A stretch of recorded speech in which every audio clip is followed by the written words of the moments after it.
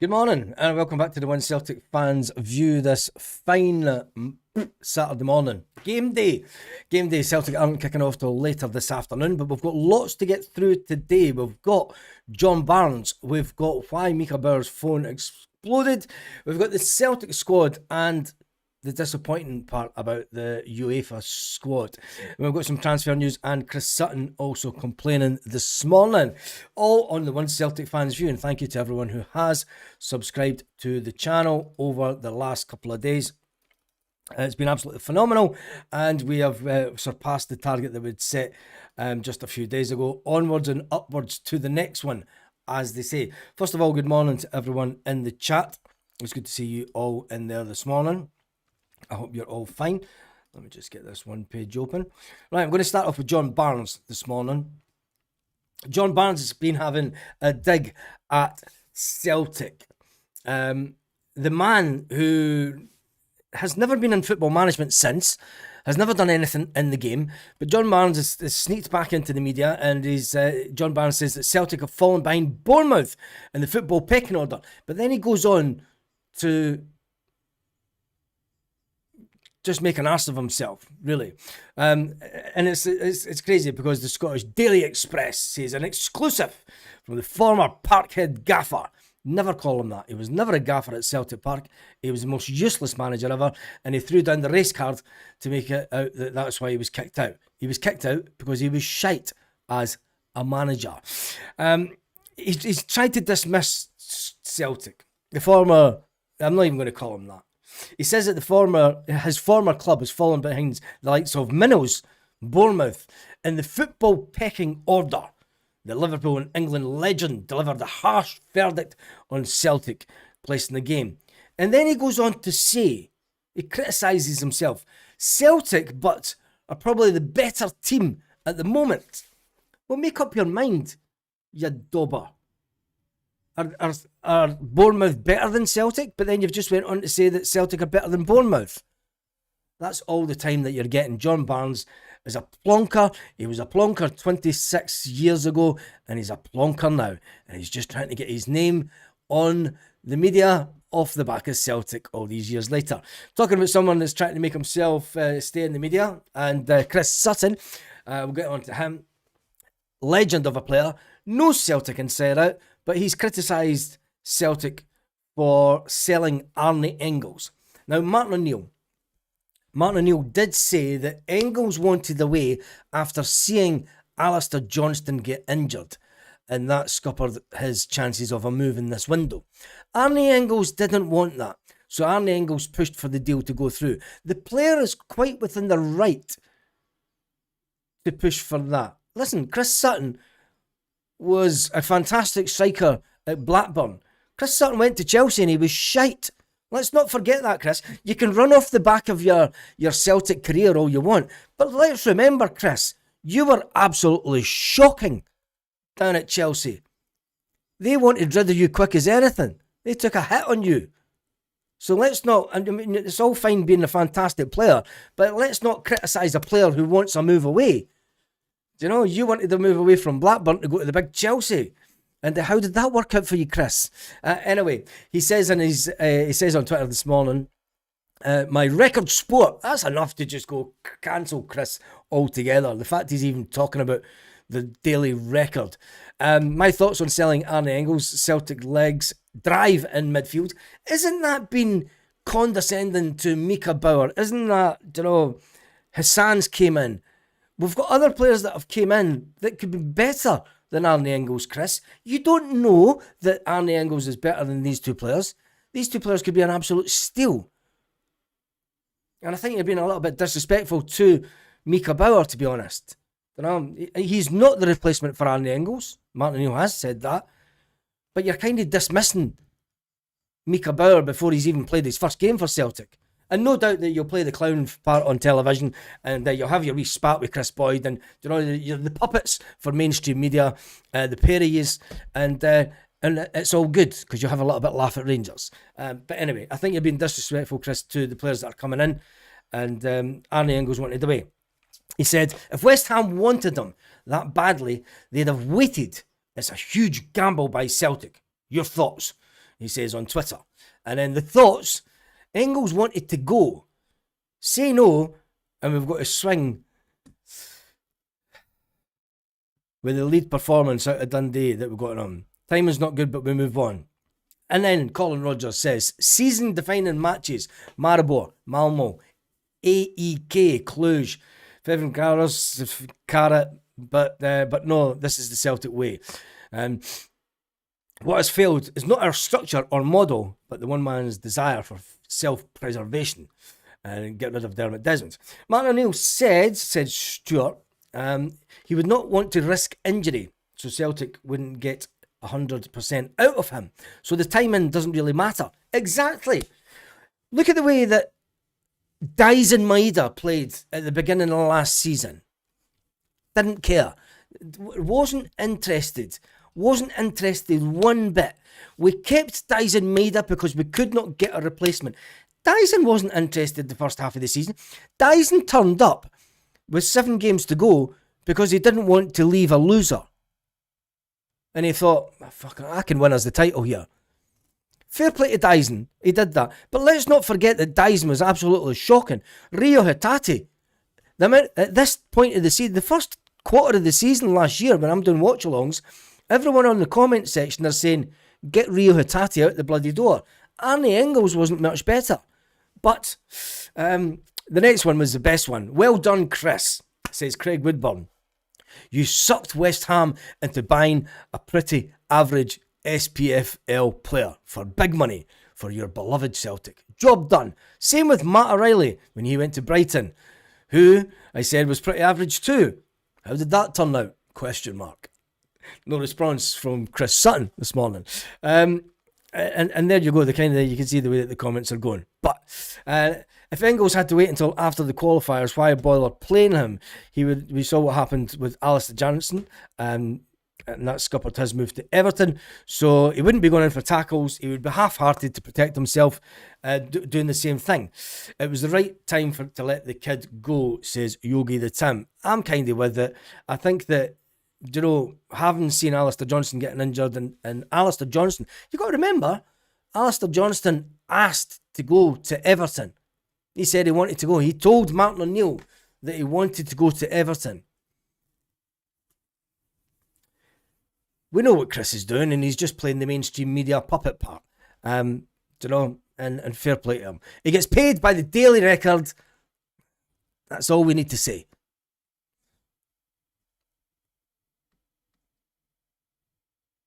But he goes to Celtic fan events every couple of weeks and he takes coin for that as well. So never mind. It's okay that he works for the Daily Record. Anyway, that's enough of that. Right, let's get on to the Celtic squad and the disappointing part of the squad for me. There's 2 things that we picked up last night. If I'd been in a better place, I would have maybe jumped on a live last night, but I thought, we'll just keep it for this morning. And there's a couple of bits of information that it's not the best. We'll go through the Celtic squad first of all. Sinisalo, Ross Dohan are the 2 keepers for the game. Did the keeper play for Blackburn last night? And I forgot to go back and have a look. Defenders, Liam Scale. Now look at this. This is crazy. This is absolute bonkers. John Donnelly says, the likes of Barnes and Chris can go and take a fuck to himself. Yeah. That's it. Sutton is part of the headline hunters. He is that, isn't he? The comments coming in on the channel. I will get to these comments. I'm going to put this there. Let's get to the disappointing part about the UEFA Champions League squad. Liam Scales, defender. Austin Trusty, defender. Cameron Carter-Vickers, defender. Rio Hatate, defender. We have dropped Colby Donovan for Rio Hatate as a defender. Wow. Dane Murray, Tony Ralston and Kieran Tierney are the defenders. Rio Hatate doesn't want to be at Celtic. I mean, there's obviously no chance of Rio being sold in the next 3 or 4 days. Hence the reason he's been kept in the squad. And, it looks like that he's struggling to get a team. But come on. Rio Hatate as a defender? Anyway, get into the midfield. And the other disappointing part, the big disappointing part, because Celtic should have known about this. Celtic should have known that there was a situation that was out with their control. But he has to be in the squad anyway. Yang is in the squad for the midfielder. Luke McCowan, Alex Oxlade-Chamberlain, and he's got a little red mark next to him, and when you click on it, he doesn't do it on the website, but when you click it on your phone, it just goes to the fucking player on the website. When you click it on your phone, it says suspended. Oh, there it's just clicked up. Look, suspended. Alex Oxlade-Chamberlain is suspended for both games.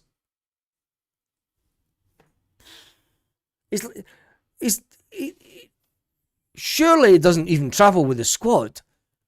He can't get a game. He will travel with the squad because it's so.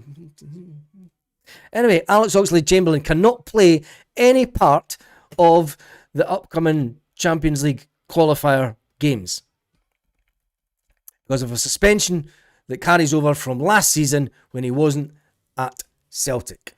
Now,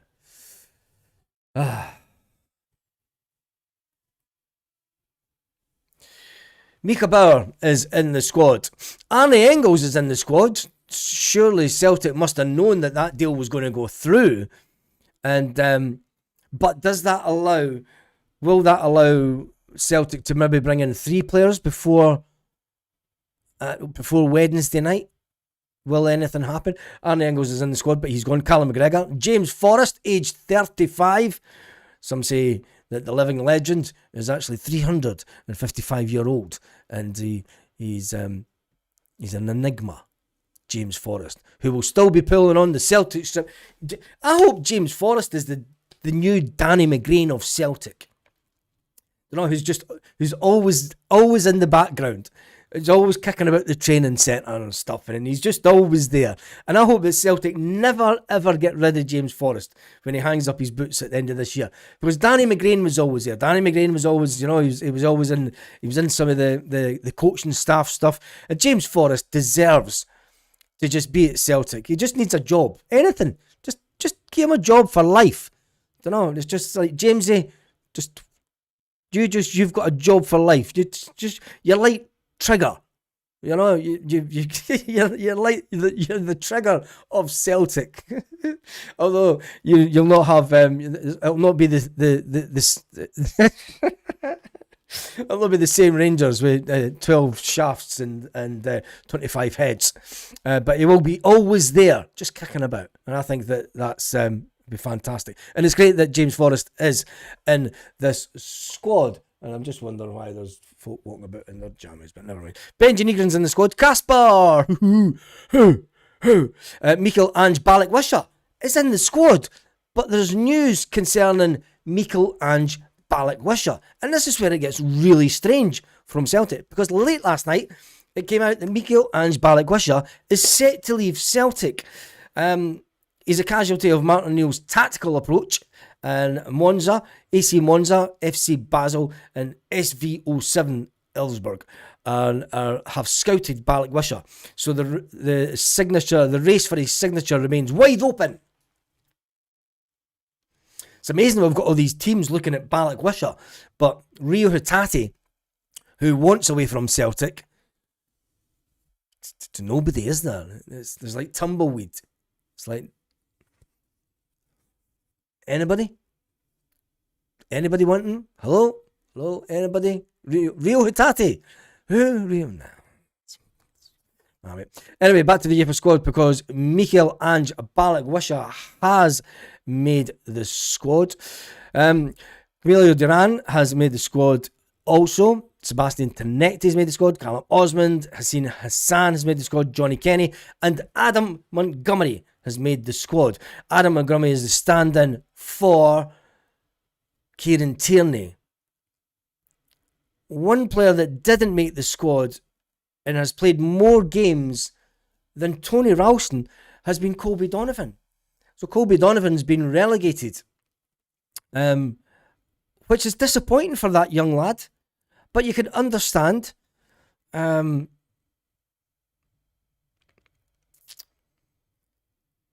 can you? He's lost his place. I mean, basically, he's lost his place to Rio Hatate. Because it looks like Celtic are going to play Rio Hatate in the position of Alistair Johnston. And Tony Ralston is backup. That would be even more bizarre. Unless you go with Tony Ralston and Rio Hatate is backup to Tony Ralston. It's a bit of a slap in the face for Colby Donovan though, isn't it? I mean, Colby Donovan will make the proper Champions League squad once we get through.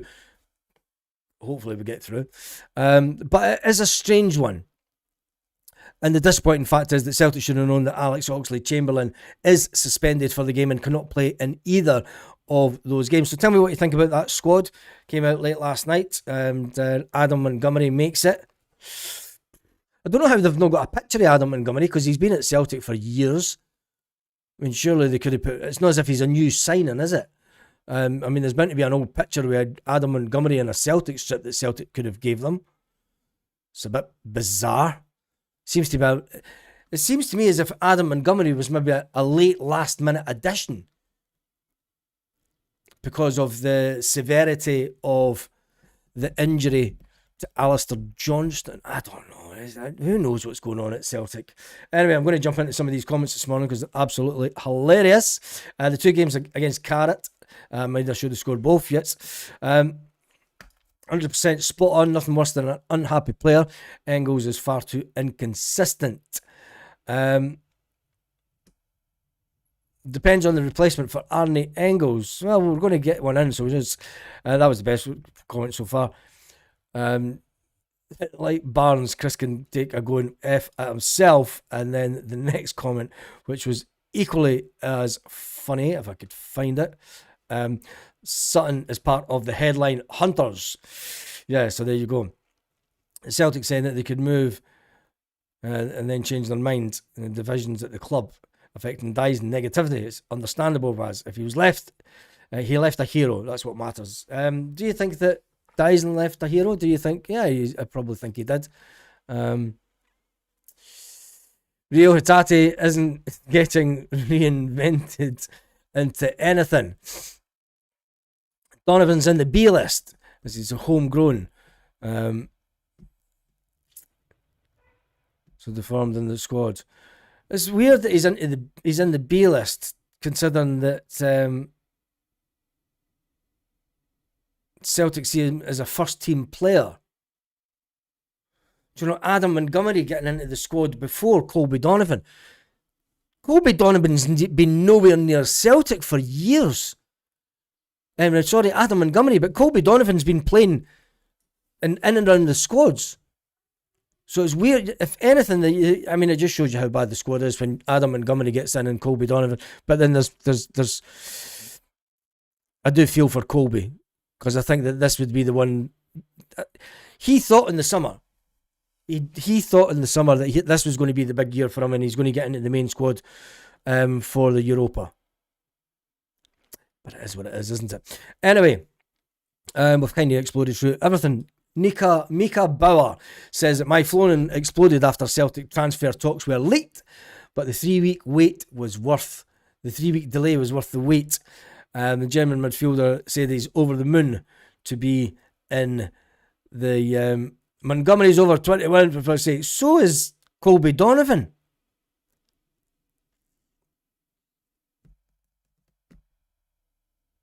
I think it goes with the fact that Colby Donovan's in the squad on a weekly basis.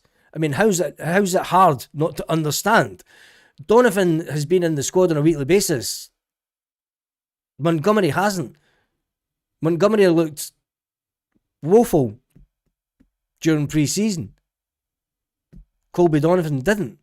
I think it's all about standards and where the standards of the player is. And I think that Colby Donovan's a better player than Adam Montgomery. So how's that hard to understand? It's all about opinions, isn't it, John? Anyway, right, we move on from that this morning because the German midfielder says that the club eventually accepted the deal for him to go to Celtic. He was quietly enjoying his summer, and then the next minute his phone exploded as his name was trending all over the internet in Celtic. The midfielder couldn't believe his eyes when Fabrizio Romano broke the news to his 29 million followers on Twitter that the German had agreed a deal with Celtic. He said a 3-week transfer chase followed, with the club playing hardball and over the asking price. Celtic tried to haggle for a low asking price, and then Celtic ended up paying 6.8 million for him. Unbelievable. Fair play to his club for getting what they wanted for him. Burrows says that he's excited. He says, I've watched the hoops and I've watched my name blow up on social media as we're trying to get the deal over the line. Asked if transfer Romano's tweet sent his phone out in meltdown, he said yes. It says, I just went for lunch with my girlfriend. I follow him on Twitter. That's the funny thing. It says, I saw it on his Instagram, and then my phone was ringing at the time. It says the first call was a meeting. The first call for the meeting was a couple of weeks before. But I was like, it's not likely to happen. He didn't think it was going to happen 2 weeks before. But then it all did, and it was leaked through the transfer guru. So it's a bit of great news that he is absolutely bouncing at the fact that he's going to be at Celtic. And I think that the likes of Chris Sutton are underestimating the fact that he could be a fantastic player. And I think that people in 2 or 3 months' time will forget all about Arne Engels. Just like people never mention Matt O'Reilly. Celtic move on. For Chris Sutton to come out and say, yeah, it was bad timing, you can understand why Arne Engels wanted the deal to go through. Saying that it was stupid of Celtic, a huge gamble. Well, time will tell, and we move on to Wednesday. But before then, we have a game against Dundee United this afternoon. Fantastic game against Dundee United in the Premier Sports Cup. Yes, back to the Premier Sports Cup. You've got to remember, at this stage, a few seasons ago, Celtic got put out by Kilmarnock, so it'll be interesting to see how good Dundee United are. And can Celtic roller coaster?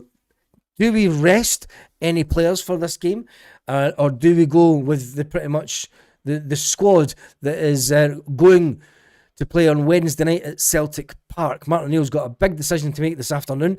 It would be nice to see what team he does come out with. We will be live 1.5 hours before the match kicks off this afternoon to get the team news as it is put out by Celtic. Anyway, until then, have an absolutely fantastic day.